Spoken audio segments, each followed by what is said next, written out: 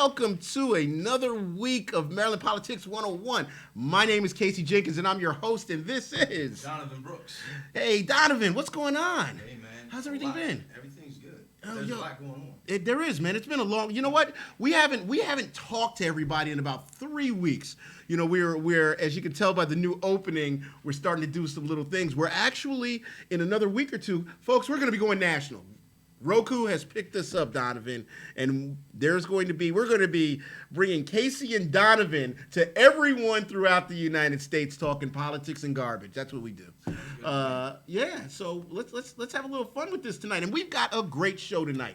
You know, we got some great people on, man. Absolutely. You know, we're going to be talking about a little business tonight. Yeah. You ready to talk some business? Ready to talk business. You know, you've owned a business in your past as an African American business owner. Tell me a little bit about that. I was a small business owner. I had a small cell phone business, small mom and pop cell phone business for about 5 years. All right. Back in early 2000s. Uh-huh. And we grew to three stores. Actually. All right. Three locations. 3 locations. That's a sizable location. Yeah, That's sizable business. Small business. Uh-huh. We're in Northwood Shopping Center, Westview, and East Point Malls. Oh, good. That's actually a great business. And you, how many years ago was that? That was back from 1999 till 2005. Once the industry reached critical mass, it wasn't a lot of need for guys like me in the industry anymore. You know, once you could call an 800 number, they could take care of everything for you. Yeah. Then guys like me kind of got pushed out of the business, kind of got squeezed out. And of course, those commissions started to really dip. No, I feel you, brother. Which impacts your bottom line. So. Yep. So listen, one of the things we're going to be going over this evening is we're Maryland Politics 101 for the last week. We're going to be moving to Maryland Politics and World News as of next week. And we got some great guests on for you next week. We'll talk about it a little bit later. But we're going to be talking about Maryland. We're going to be talking about politics and its relationship with small business, especially here in Baltimore.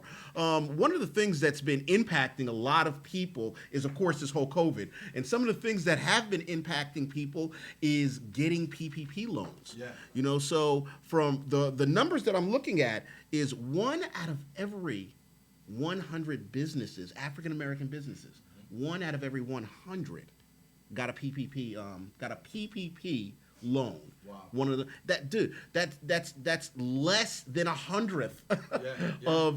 of the amount of people. You're talking about millions in comparison to hundreds of millions of dollars that were issued out by the federal government for small African American businesses. So we weren't getting the money. Well, you got to remember, in the initial phase, we found out a lot of the major conglomerates. Yeah, we're getting the money. We're getting the money. Exactly. And a few of them agreed to return the money, but it makes you wonder why they even. I mean, when you look at what some of the criteria is, like, let's just look at one of the basic things: 500 employees or less. Yep. And so you have conglomerates with 15,000 employees applying for the money. Exactly. And receive the money. And receiving it. So Before the guy that only had 10 Right. employees that needed to keep those 10 employees afloat. So we've got some great guests on this evening. We got some people that are going to be talking about that. And we've got Terrence Dixon from Terra Cafe that's going to be joining us. And Terrence Dixon just started a brand new business he's going to tell you guys about. We've also got Naja and Gregory Brown from the Land of Kush. Everybody that's been and eaten at the Land of Kush, raise your hand. And I am not a vegetarian. It is a vegan soul food restaurant. but that food is good. Good. I'm Vegan not a barbecued vegan. ribs. I'm not a vegan or a vegetarian, but I consume that food. It's delicious. Hey, I'm definitely carnivorous myself, guy. So, and we've also got one of my good friends, Kimberly Ellis. I was about to say Brown. Kimberly Ellis. And Kimberly Ellis is the owner of Breaking Bread. Now, coming to us from New York, because we are going a little national these days, we venture outside with our guests. We have Jason Wallace. Jason Wallace owns a really interesting company, and he's called The Restaurant Scientist. And I know Jason because Jason and I went to college together. But Jason, he's really honed in his talents on helping restaurants open. He's opened restaurants, well, he'll be able to tell you, for Dougie Fresh and a number of other people up in Harlem. So he's doing very well. He's here to talk about what's going on in that New York area with African American small businesses today.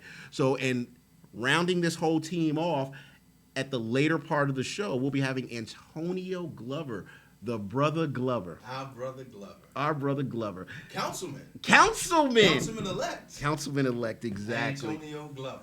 It's been years, brother, because you know what? Think about it. I think I brought this up a couple of weeks ago that I remember when we first started really dabbling into, not really dabbling into politics, but it was a group of young brothers like yourself that were coming out, and we had this photo shoot. Remember at Birdland? Thanks for calling me a young brother. You are, man. You are. You are. And if I should have brought that. I think I might even have that picture. I have it. I have it somewhere. We should have brought it. You were the old. We were the old men in the group. Yeah, we were the old men. Because I was sponsoring, and you were standing in the back. And absolutely. So when you become sheriff, No. I got to throw it out there every time. Oh, You know, and Emmanuel, of course, is going to talk to you about my studio laugh. Did you hear my studio Yeah, I laugh? heard you, yeah. Yeah. There it goes again. My bad. It's okay. That's my real Just laugh keep calling too. me Man. young man. You laugh however you want to laugh. All right, so listen, coming up in about 7 minutes, we're going to have our guest on, but let's talk a little, for these next 7 minutes, let's talk a little bit about some of the events going on in the world today, and it's usually about Donald Trump. We haven't spoke to our guest since Donald Trump got COVID, but I almost forgot. Folks, call in. 443-500-6706 is our number. We want you to be a part of the discussion. 443-500-6706. And you can talk to our guest. You can talk to myself and Donovan. And we'll tell you what's on our mind. How's that? Well, yeah, Donald Trump, yeah, he got weekend COVID, I think. Right? Yeah, he got weekend COVID. Right? So, I mean, really, he went in, and I guess he decided that after just a few days, Mm-hmm. well, I think the first thing he did was he took a ride around Walter Reed and waved at people and Yeah. went back into the hospital. Mhm. And then I think, 24, 48 hours later, he decides he's going back He's going back to the White House. the White House. Now, what's interesting about that is there doesn't seem to be any adherence to the 14-day isolation period that's recommended by the CDC. Mm-hmm. And recommended by me and you too. I mean, Yeah. let's face it. I mean, this is what we're doing to try to, Curb the growth and the spread. Yeah. It really is simple. So yeah, that was all of those events are just quite interesting the way that they played out. And one of I listen to NPR every morning as I'm driving into work, and one of the things I heard on NPR, there are two stories I heard on NPR yesterday and today, was that one, there's a new concern for the White House staff, because you have some White House staffs like the Butler staff, and you have the cleaners, the house cleaners and things of that nature. You have some of those people, and I didn't know this. I would assume working in the White House, you'd be making a little bit of money, but it was interesting. Some of those employees only make $30,000-$40,000 a year, and they have to be exposed to such stringent guidelines while working in the White House. And one of them, is PPE gear. They're saying that there's not enough, or the regulations don't allow them to wear the proper PPE gear when around the president. So now you've exposed the White House staff, a number of them that have been there for 20, 30 years. Yeah. So you took the words out of my mouth. So most importantly is they've been there for a very long time. These are not people who change because the administration has changed. No. So some of these folks have to be in what we identify as high-risk categories. Yeah. Yeah. And then to add to that risk, if you are in certain income brackets where you have limited access to resources, you have limited access to maybe even the best medical care, then it becomes a collateral consequence if you become infected. But how the hell, excuse my French here, how the hell can you not have the proper gear? Of all places in the White House, how can you not have the proper gear? How can you not have the proper, testing and everything in place if you're coming in to contact with with our commander-in-chief, our POTUS? You're supposed to have all these things in place. So I have no clue on what's going on. And it sounds like we took a little dip on our headphones. Sounds like we lost sound. Sound like we lost a little bit of sound, but we're still going to keep it going. But I don't know about this guy. So we've got some problems in the White House. And so that's why we urge everyone, let's get out and vote, folks. Well, let me say this. Go ahead. When you have the commander-in-chief who has made a mockery of people who do Mhm. wear the mask, who's made condescending, comments Mhm. about those folks who want to wear the mask all the time and in most situations. Mhm. When you have that, who knows why the folks on the White House, let's call it Backstairs at the White House. Remember that? Mhm. That was a show one time or a movie or something. Mhm. So let's say the folks in Backstairs at the White House have actually been ordered. That maybe the president doesn't want to see them. Maybe the commander in chief doesn't want to see him walking around with PPE on. Who knows? Yeah, Who yeah, knows? it's quite possible because last story I was going to talk about that was on NPR is for the first time since I can remember, you actually had the director of the Secret Service come out and say that he was concerned about some of the actions that were taken for a number of the Secret Service because if you look at every single video with our POTUS, and I say that cheek to tongue with our POTUS, there is no Secret Service wearing masks. So they've got to feel a certain way about this also. So I think the last count was we had 19 people in the White House at this point that have contracted COVID. Does that sound about right? So yeah, and we just don't know what's going on with this guy. But also, uh, hey, we have people. All right. Can the other people hear us on the line? All right. So listen. So one of one of the things that I want to say is, oh, That's coming through really loud. hey, yeah, Emmanuel, can they hear us? Because we can hear them. Huh? All right. Jesus. All right. So the other thing I want to talk about, Donovan, is did you see the debate? I did see the debate. Your thoughts? Well, I thought it was. I thought it lacked a lot of dignity on the part of the president. I just lacked a lot of dignity. I mean, it was just a fiasco in my All right. opinion. All right. Yeah, and I can agree with you on that. I can agree. It was. I think even, huh? Well, our producer, what's up? They're talking, and please have them stop talking while we're on air. Turn up. All right.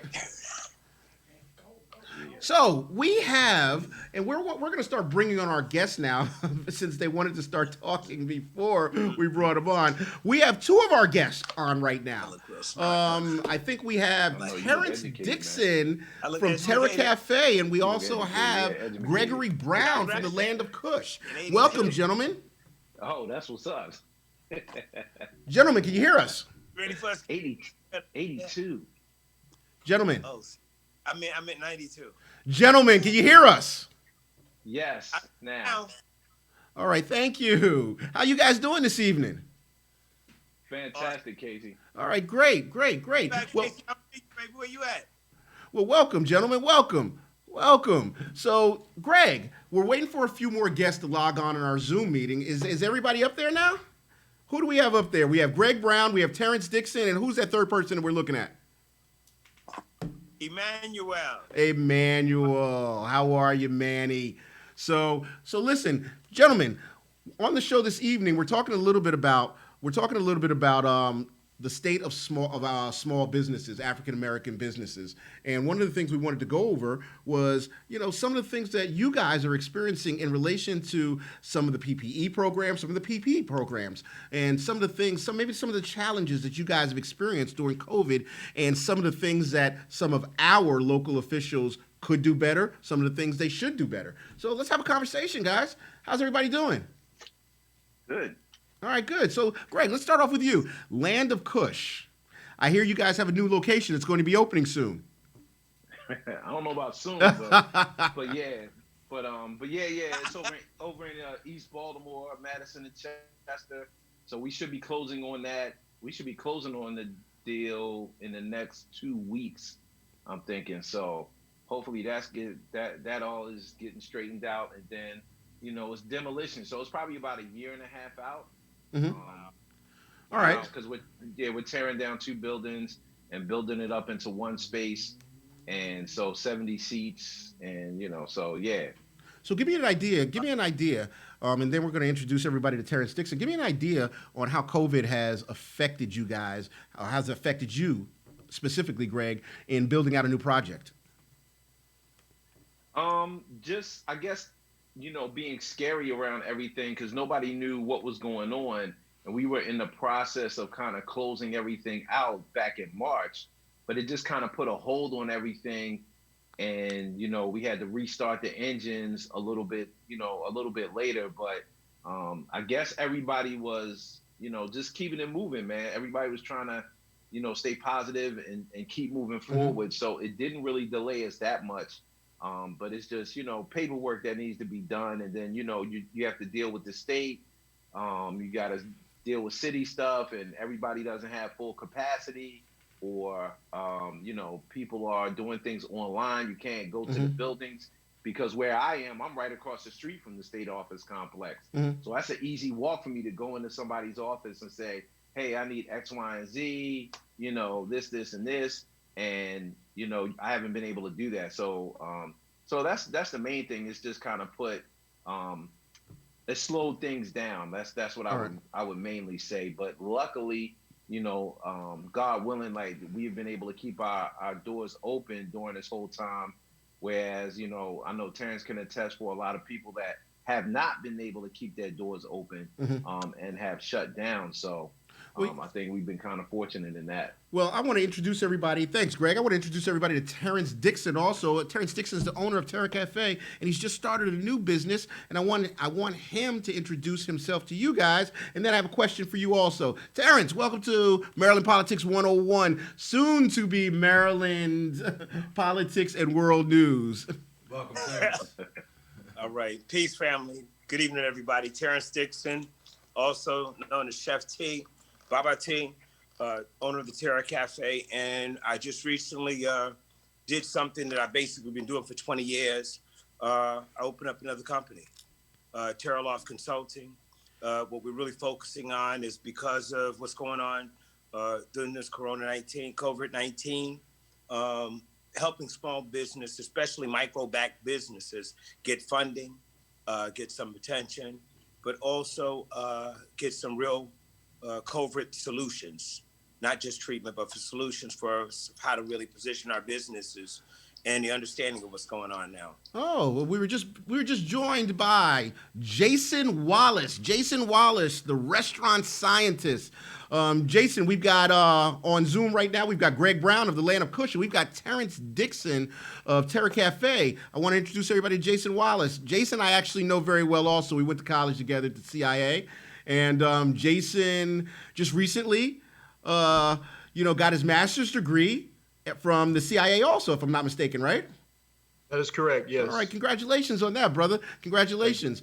Give us a little bit of background, Jason, about what you do and how you do it. Well, 35 years in this industry, started actually in the United States. I thought you were going to say you were 35 years old. You do know that, right? Go ahead, brother. No. I have kids. I have kids that old.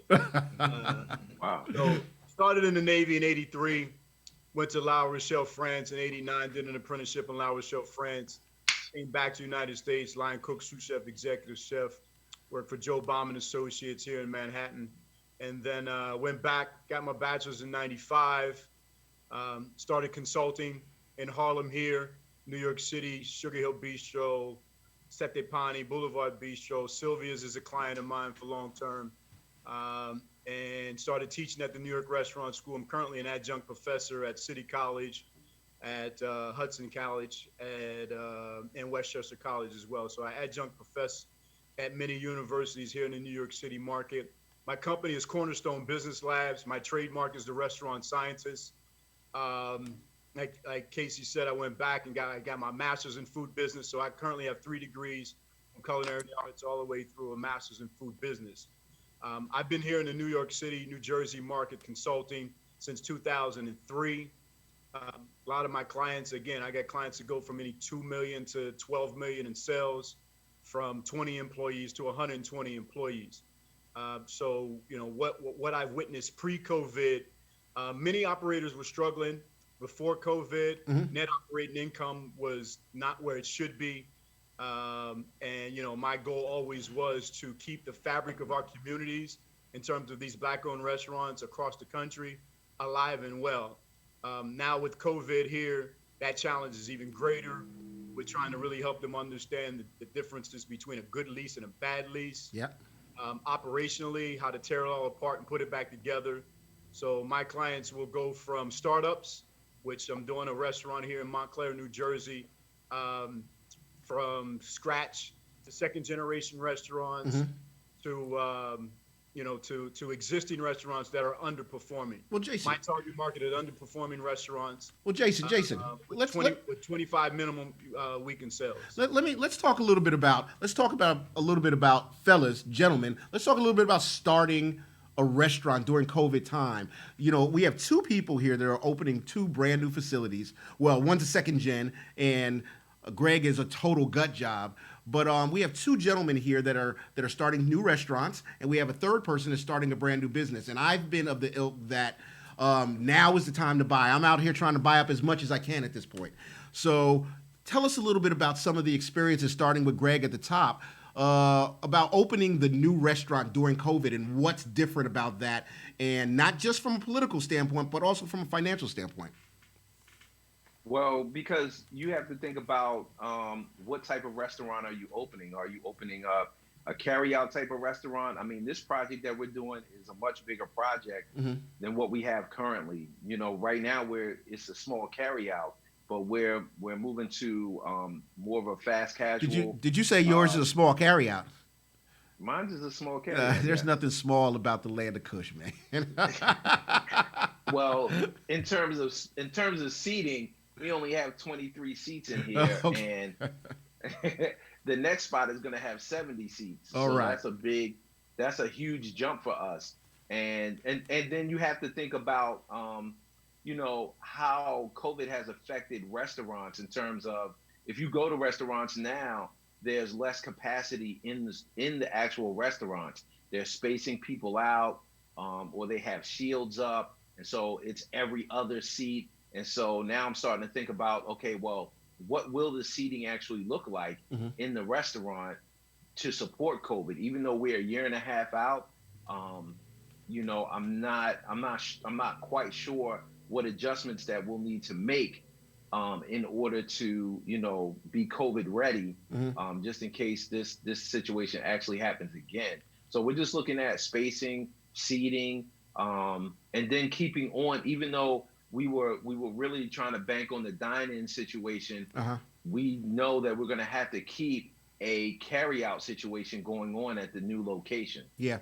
Now, hey, Terrence, so some of the things I want to talk to you about also is financing. You and I have had a lot of conversations about financing in not just in the COVID society, but also in just a general society. African American businesses tend to be undercapitalized. You know, we tend to go in behind the eight ball. What are some of your experiences, not just with COVID, but in financing in general here in Maryland and any place else? And Jason, we can have you jump in after that. Yeah, but you want to know what, Casey, and you really hit the nail on the head.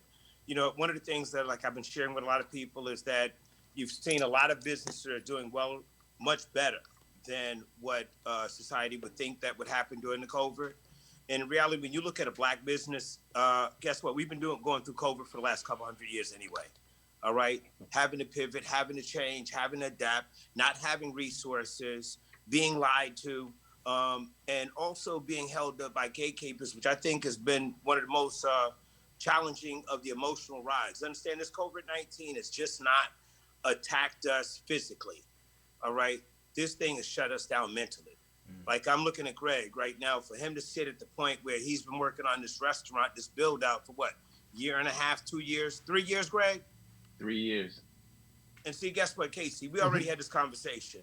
This man should have he should have been in his new place a year and a half ago. You're talking about a nationally renowned vegan, head of the line, vegan fest. How many people you bring to Baltimore, man, every year? What was that for that vegan fest? What is it?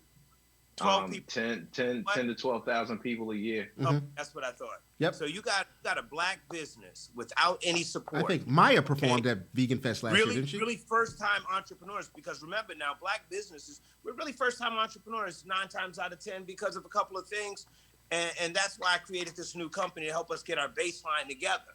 But Greg should have been in his place a year and a half ago. So imagine now in COVID, all right? I'm sure everybody's seen the story I had with the on the PPP on what was that, CBS? Yeah. All right. Just crazy. All right. All right. Hoops that they make you jump through. And the crazy part that you find in COVID right now, the same gatekeepers are there. You know what I mean? When you actually apply for these grants, remember that they're the first time. It's first come, first serve.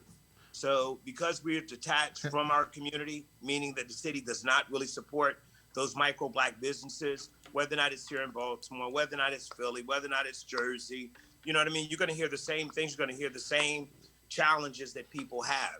So You feel Jason, what I'm saying? so let me ask you a question, Jason. Jason, financing in New York has got to be a little bit more difficult, and I'm pretty sure it's become pretty arduous during the entire COVID process.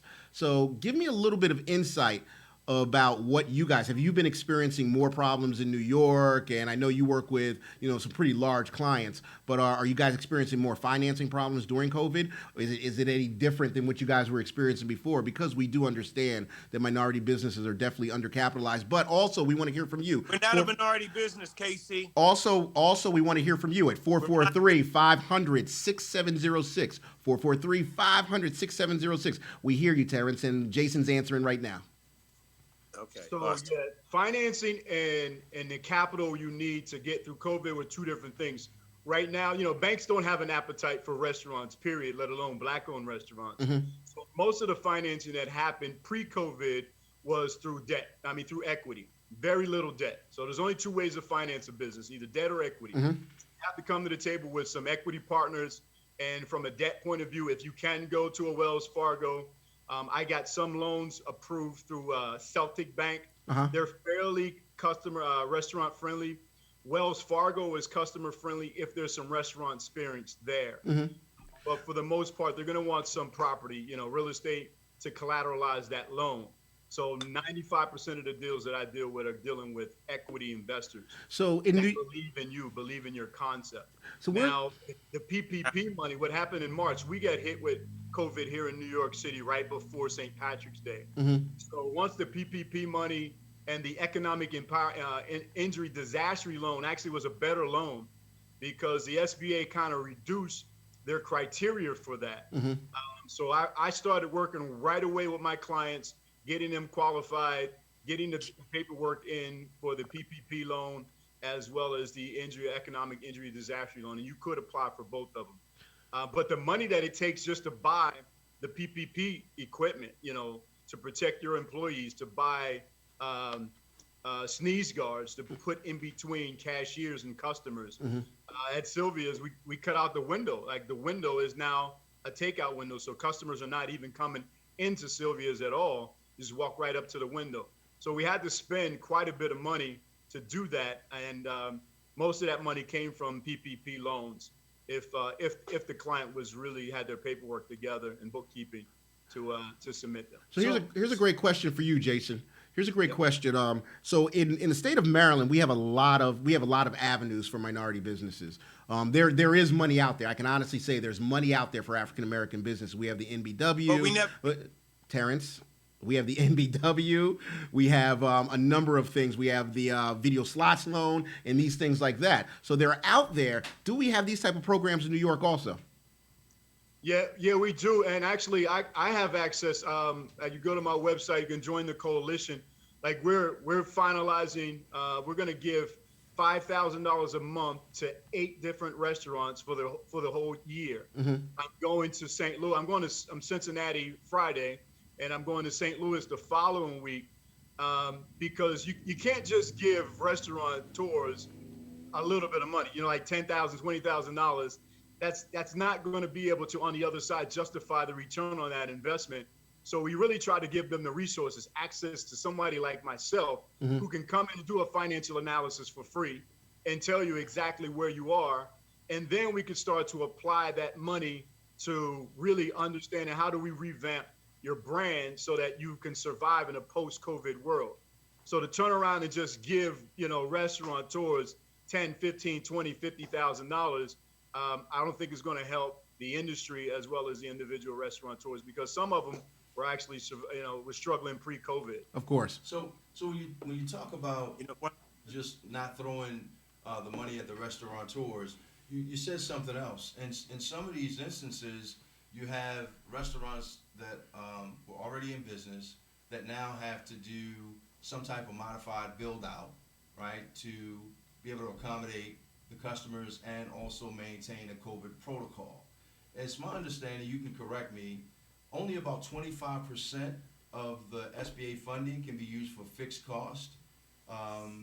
If you are looking for forgiveness of the loan, at least 75% of that has to go towards compensation for your employees, regardless of what that is. And I think in some cases can even go back 8 weeks, I think. So what happens if your fixed cost goes beyond that 25%? Because we know that PPE is astronomical, because we know that the price gouging started shortly after a lot of these companies that manufacture the PPE knew that this stuff was in high demand. So what happens when you reach that intersection of more than 25% of those funds being used for fixed cost? Yeah, but you want to know what? Go ahead. Well, you know what I mean? One of the things that they've done right now is that when they actually, you're 100% right. When they first shared out the PPP, they really didn't have any idea of what they was doing. They shared with you that they were going to give you money, and you had to spend that money in 10 weeks, or 8 weeks. 8 weeks. 8 weeks.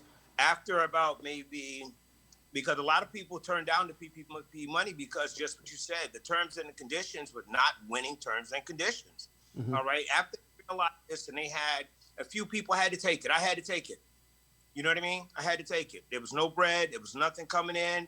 The city wasn't doing anything for small business. Even till today, they really haven't done anything. I think that the only thing that I've seen come out of the city hall with Baltimore City was that I've seen a couple of grants, but I don't know anybody that got the money. That means that everybody's family downtown and everybody in the harbor and harbor got the money because it didn't go to any of our community. All right. But one of the key things was, Emmanuel, was that afterwards they changed it up. Now, the beautiful part about that, when they changed it up, now with the window of 18 to 24 months, that you should be all right. Because what happens, you have the ability to actually use the payroll that you're paying for your employees right now. So that that's all you need to do. You're going to call your payroll company. You're going to tell them to share with you a report. And only thing you need to do is this. As long as you spent the amount of that percentage of your PPP money in your payroll, you're safe. The biggest thing you have to do, please, everybody's got PPP money. Go fill out the forgiveness application now. So it turns into a grant. It turns into a grant instead of debt. Well, it turns into a grant as long as you.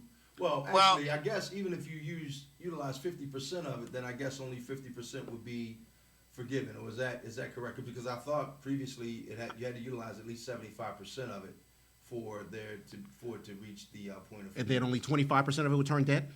Is that the way it was working? No, All right. Well, hey, Emmanuel, are you Donovan. open right now? No, Oh, Are he's you on, open? man. no, that's Jason. That's Jason at the Andy bottom, Bush. Terrence. Well, I'm looking at who's light up on the green light. That's All what right. I'm doing. So yeah, All right. Jason, are you you're not the restaurant that you're consulting on now in New York? It's not open, or the one in Montclair, Jersey. It's not open yet, right? Well, it depends. Some of my Boulevard Bistro is open. Sylvia's is open. The Sweet Tea's Southern Eatery is not open. All right, got you. So now, Terrence, you raise a great point. All right, and I want Greg to chime in on this because I know Greg's kind of politically active also. So, well, he knows quite a few people from what I understand. But, hey, Greg, have you, Terrence, he brought up a great point. What do you think our political elected officials are doing enough? I pretty much already know the answer to that. And what can they do better moving forward? Because we are literally coming out of an election in our area, and then we have midterms coming up in the next 2 years where a lot of these cats are going to start running for state positions. What can they have done better? I mean, they really need to understand the needs of the small businesses because, I think a lot of them, I think a lot of times in politics, it's easy to get caught up with the big businesses, but not understand the true needs of the small businesses. And that should be the immediate concern are these small businesses because the bigger businesses, they can last a little longer. They have a little more cash flow, a little more profit margin.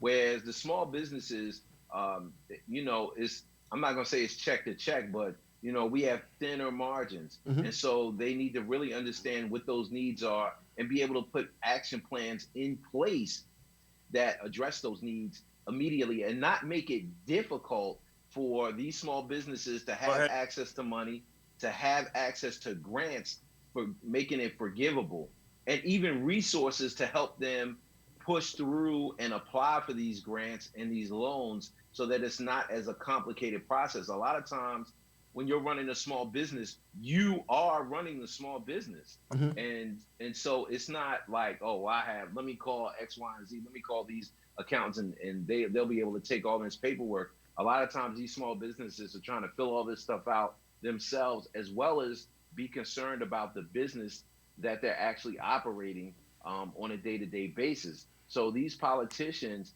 they really have to understand those needs of the small businesses because we are employing the people that a lot of times, I'm not going to say are unemployable, but are not as easily employed as other people. And we're taking that on and we are servicing the community. We are not just out here just to make profit margins. We are servicing communities. And that is a major thing, in these cities. And so they have to understand what the plight of the small business is, how can they assist the small businesses, and really be on the same page with us. Well, one of the things, because they should have been talking to Terrence. It shouldn't be difficult to get this money. Yeah, I agree. One of the things that I've been kind of doing behind the scenes, and I have to take my hat off to all three of you because I know all of you personally and I know what it takes to do what you do. So, but my biggest fight right now, and this is my business owner hat on, I went and applied I'm getting another building, and I went and applied for the NBW loan, Neighborhood Business Works. It took 16 weeks to run the process, and I lost the building in the 16 weeks. And it took 16 Paperwork, weeks. AC. And I get that, but the thing so I had to make a couple of phone calls, and you guys know me. All three of you guys know me also. Listen, y'all don't want that call from me. Why does it have to take 16 weeks to do these kinds of deals? When you have companies like MMG that have got the money sitting there, when you have the NBW money sitting there, it should not take 16 weeks. So now I'm looking at another building, and now the paperwork's moving faster, so we should be able to close on this thing. But now what I want to emphasize to a lot of our listeners out there also, it is definitely turning into a buyer's market. I highly suggest buy your property. And so, Terrence, Chef Casey. Hold on, Terrence. Donovan wants to ask you guys a question. Just a segue into what you were about to say, Terrence, what Casey was just outlining in terms of basically the bureaucratic process of getting things done. There you go, gatekeepers. Terrence, this is part of what you can speak to with the new business that you're starting to help businesses navigate that process. And also, what I want to also touch on, you said something that's very key, that you heard that there was some grant money coming from the city. Not sure who got that money, where that money came from, or what the process was. How do we clean that up? What is it that we need to say to our city elected folks to clean that up? And let's just put it where the ghost can get it. It's not like they don't know. And let's be honest with each other. Let's be honest with Terrence. Hold on. Let's be honest with each other, Donovan. And like I told one of the senators, who I don't want to name right now, and the same thing I told the governor. I was like, I shouldn't have to call you. What happens to the cat that can't call you? So because there's lots of guys that don't have that access. So go ahead, Terrence. I apologize, sir. All right. You know what? That's the main thing. And I didn't want to lose anything because Greg spoke on it. He talked about the paperwork. You spoke on it. You talked about the paperwork. Emmanuel spoke on it. Talk about the paperwork. And you want to know what? That's the challenge. All right. One of the things is that your elected officials, they know where you sit, all right? Because if they're elected, they have to know where you sit. They know that the micro black business does not have that back end game. Remember, just like in the kitchen, you got the work side piece of the fish, and then you got the show side piece of the fish, right? Guess what we're great at? We're great at the work. We're great at the show side, baby. I agree. But when it comes to that back room and that work side, that's where we need a little help. And that's why I did what I did with TLC. You know what I mean? Not only are we just actually showing you a little bit of mentorship or something of that nature, or providing funding, but we're actually helping you building bank relationships. The focus is really to own the bricks, hashtag own the bricks. Because one of the key things that I look, and Greg will share with you, I've been doing it for years. I've been telling everybody, get a piece, all right? Because one of the things is that the systemic sharecropping that we have in our community, when you rent a place to put your business in, that's sharecropping. Yep. When you pay and rent in a house, that's sharecropping. When you have someone that stays in a house for 20 or 30 years, a family that's in a house for 20 or 30 years, and they pay rent, guess what? They probably paid for that house the first 10 years. Okay, so that means that anytime someone wants to emotionally remove you, they can, and that's what we do in the black community. We got to get to the last part where we own the bricks. Gentlemen, we got 4 minutes. I want to start at the top of the left screen here. I'm sorry, Donovan. And Terrence, just to be clear, this business that you have with helping entrepreneurs navigate is not just for restaurateurs. You are helping. Well, hold on. We're going to get into that because we got 4 minutes left, and I want each one of you to tell how we can get in contact with you. So start at the top left screen. Greg, how can we get in contact with you? Tell our listeners. You can reach us, landofkush.com. You can email us, info@thelandofkush. You can find us 840 North Utah Street, Baltimore, Maryland, 21201. Facebook, Instagram. Restaurant Scientist, how can we find you? Restaurant Scientist, www.restaurantscientist.com. Instagram, Jason Wallace, Restaurant Scientist. Facebook, Restaurant Scientist. And my email is Jason, Jason, @restaurantscientist.com. Office number is 973-261-9060. Sorry, Greg, I cut you off, Greg. Say it again. Say what the last part you wanted to say, Greg. I apologize for cutting you off. Unmute your mic. Oh, he's muted. I'm sorry. So, Terrence, take us out, man. We got about 2-3 minutes until our next guest comes on. Tell us how we can get in contact with you. All right. You know what, Chef Casey? I'm going to choose people over profit. All my Terra Cafe family, come see us. You know where we at. This is what I really want businesses to do. And if you have a black business in your community, I want you to have them contact us. You're going to contact us at info@terraloftconsulting.com, but also jump on the website, www.terraloftconsulting.com. All right? It's a great place where you can start. You go it's a landing page. There's a little questionnaire at the end. It's about 10 questions. All right, we're going to reach out to you in about 48 hours. We're going to make sure you get the Hot 7. We're going to get your business credit. We're going to get you straight. We're going to get you your COVID-19 grant form. All right, we appreciate you guys. Hey, thanks for joining us. I love each one of you guys. You're incredible to me. Hey, we're going to get all of you on back individually next time. Hey, we appreciate you. Thanks for joining us. Donovan, what do you think? Great information.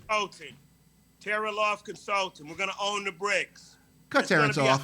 I love him, but he will talk all night. He sizzle. He has, that brother walks around. He walks around with background music, man. That's my guy, Terrence, I love him to death. He's like my brother. I'm a fan of both Land of Kush and Terra Cafe. Yeah, I tell you, man, I've had some great experiences with both of those brothers, man. But they touched on some great points, Donovan. And we've got a great, and I don't want to call him a politician. I want to call him the man of the people coming on next as a council person, and I see bigger things for him in the future. They touched on some great points.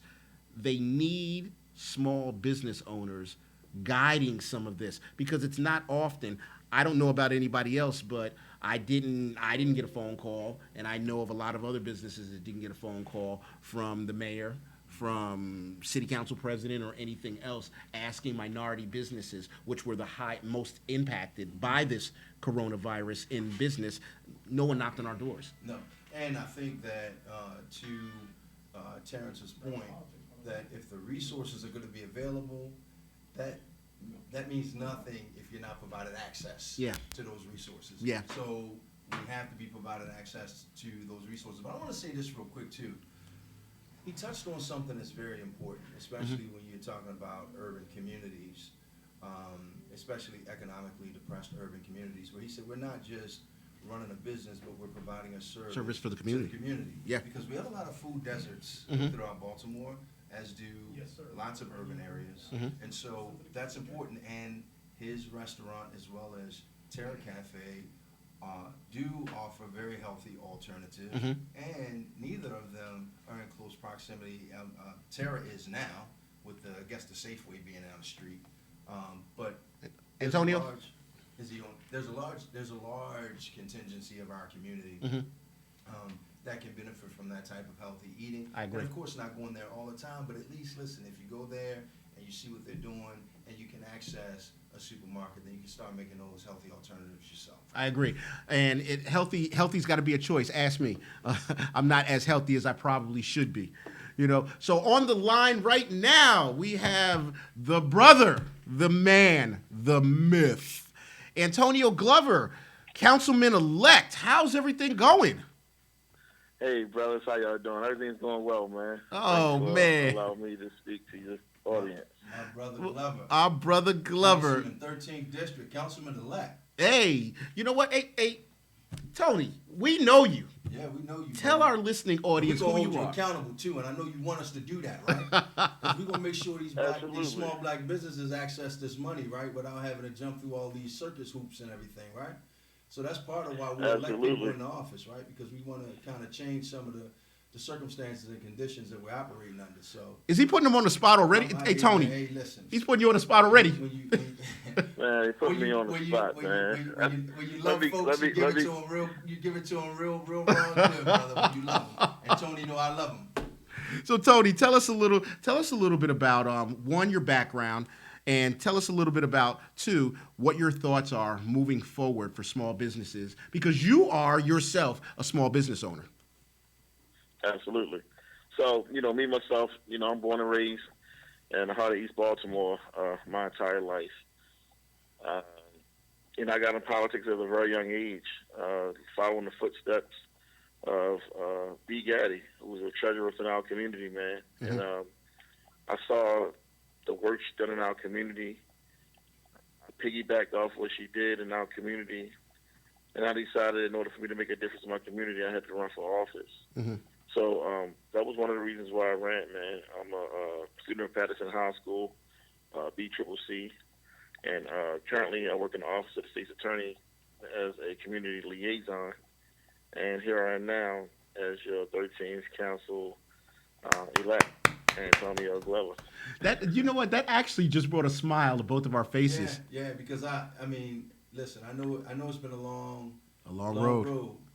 And I Man, know it's been a long road, man. and I But know you know what? One thing I recognize, man, if there's no struggle, there's no progress, brother. And, sometimes you God put people in your life for a reason. A lot of things that I've encountered, along this journey or whatever, I'm not bitter about it. It's just a opportunity for me to, as a person, to even grow and just to say, you know what, no matter what the circumstances were, at the end of the day, we got to all work together, and we really sincerely care about moving Baltimore forward. So that's where I'm at. I love everybody. I want to work with everybody, and right now, I just want to bust my butt, man, for constituents of the 13th district. Yo, so can I say something real quick, Donovan? I got two really quick things I'd love to say about Tony. Tony, you do have a big heart. You do have a big heart, and having a big heart in politics, two quick stories. The first one was Tony actually backed out of the race 4 years ago. Was it 4 years ago? Backed out of the race so that and gave Shannon Sneed the opportunity because they were at a tight race. And he backed out and allowed her to get those votes, and she ended up becoming council president. And here we are. The council for the 13th. And here we are 4 years later, he's taken that over. So my hat's off to him. And I remember when he ran for delegate.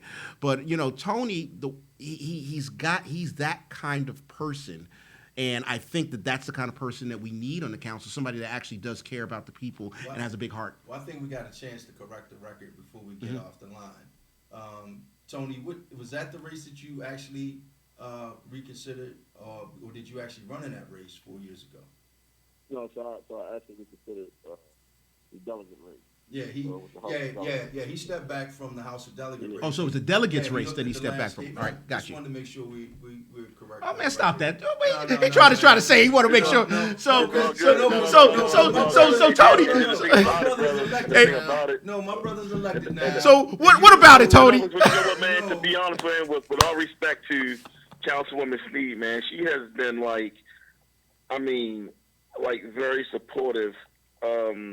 I remember when I called Councilwoman Sneed just to ask or get some advice, some guidance on some things, and I called her and she took on the phone and said, "Hey, what's up, Councilman?" And it kind of it didn't resonate right away.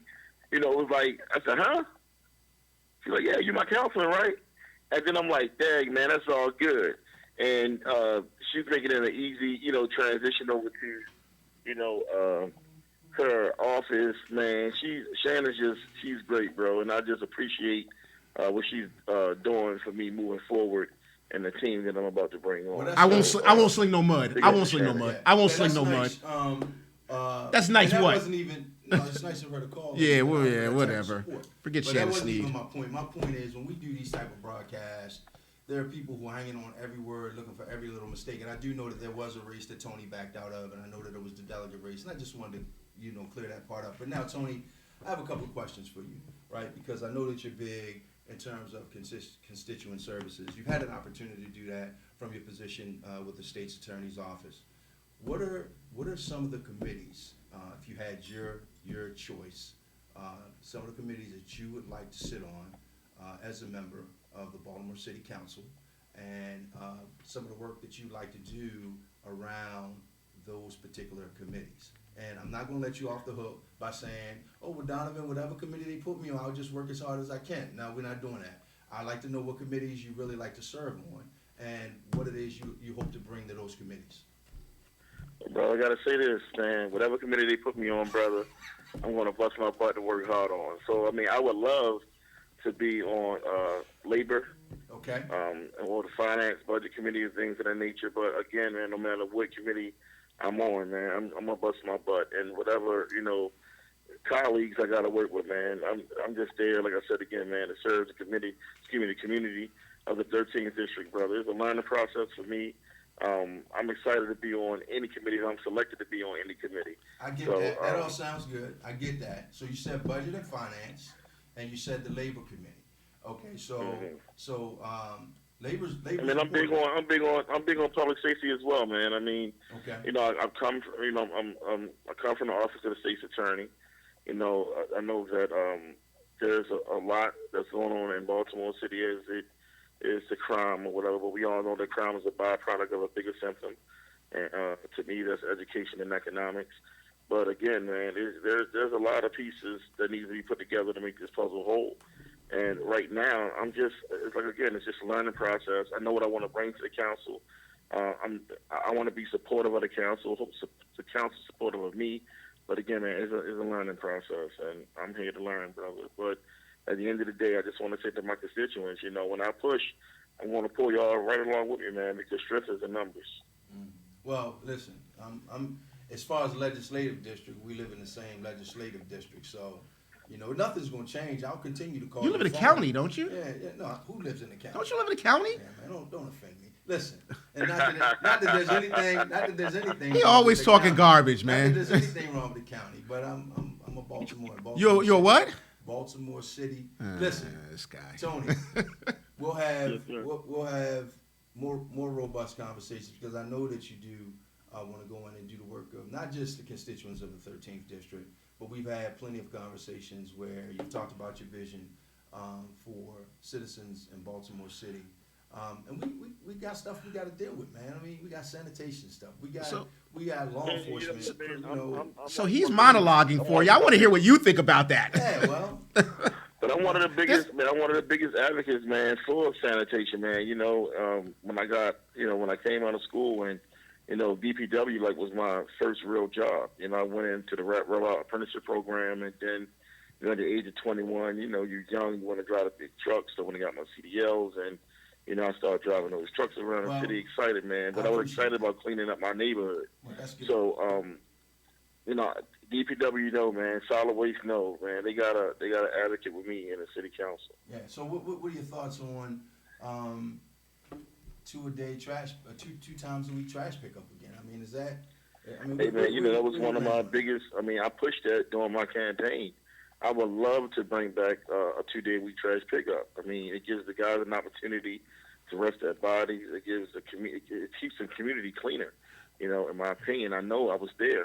I've done the job. I think we So- just lost one day of the recycling or something. Didn't we? Yeah, we lost recycling because recycling is they're looking at now, and I think this is I mean, something it's only that. suspended. It's only suspended, you know, until. Okay. Well, this is I think it's like a little bit of November. From what So I it's only understand. suspended until like November. Now, Councilman, from what I understand, though, I think the city, one of the things that our mayor put out is they were looking to make the recyclable a contract at this point.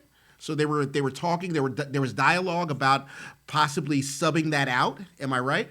And that falls under labor. So if you want to be Yeah. on the labor committee, they're going to be city employees that take a real close examination of what types of services the city may be looking to outsource and what types of services the city will be looking to maintain city employees on. So when we start talking about being a member of maybe the labor committee, these are some of the things that you may be confronted with. Again, I haven't read too much into that. I have heard some things about it. Mhm. I think that conversation was probably talked about because of the fact that we were dealing with the situation of solid waste employees having COVID-19, and a lot of employees, you know, weren't able to, you know, to come to work. So they was talking about maybe, you know, getting private contractors to come in and do the job. But I know private contractors can come in and do the job that those men and women of DPW do, man. This is We're the only straight labor. but we're the only jurisdiction. We're the only jurisdiction outside of PG County that it's not subcontracted out to. Well, again, man, like I said again, I think, I mean, there was conversations about it. I think a lot of those men and women are back to work. The community, you know, I don't hear a whole lot of hooping and hollering about their trash not being picked up.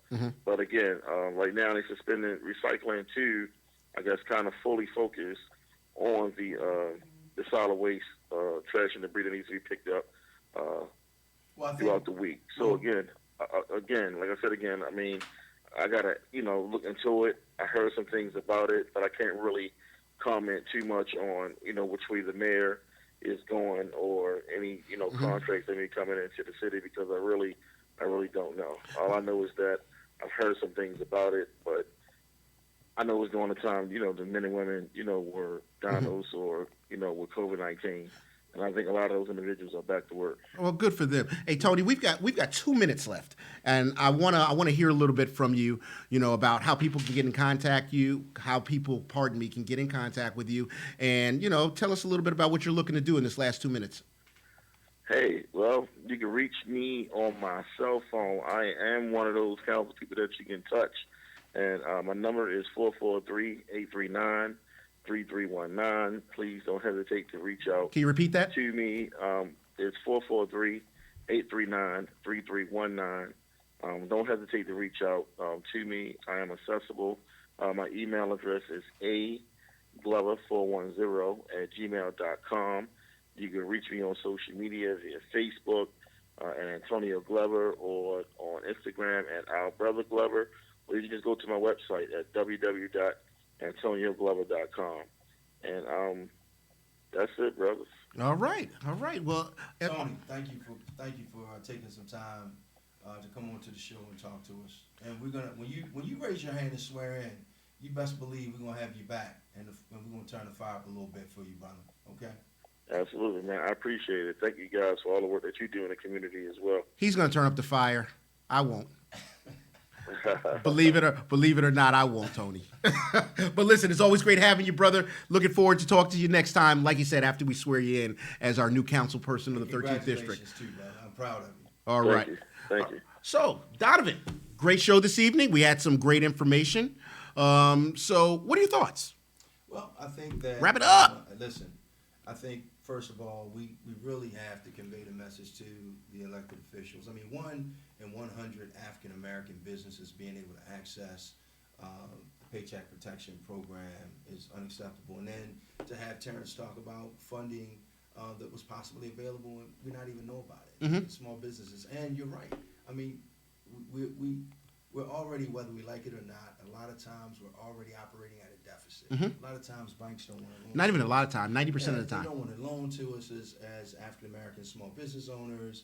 They want to loan to us at loan shark rates sometimes. So, I mean, when you're operating at that deficit and then you have the introduction of a pandemic, and then you have, employees within that small business, it becomes crippling. It And does. It serves no good purpose for nobody for anyone in our city. It does. And my name is Casey Jenkins. I'm your host of Now Maryland Politics and World News, and Donovan Brooks.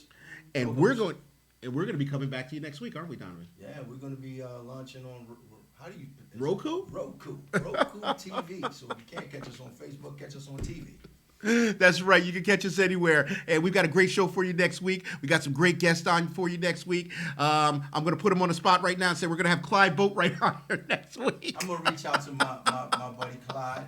Clyde was just elected as the Maryland State President of the Fraternal Order of Police. I put him on the spot. He's got to be I'm here. going to reach out to Clyde to come on to the show so we can have that courageous conversation we need to continue to have. We love you. We love you, Clyde. And I'm going to put him on the spot, though. Hey, Turn the fire up on him, right? Maryland Politics 101, and we are out of here.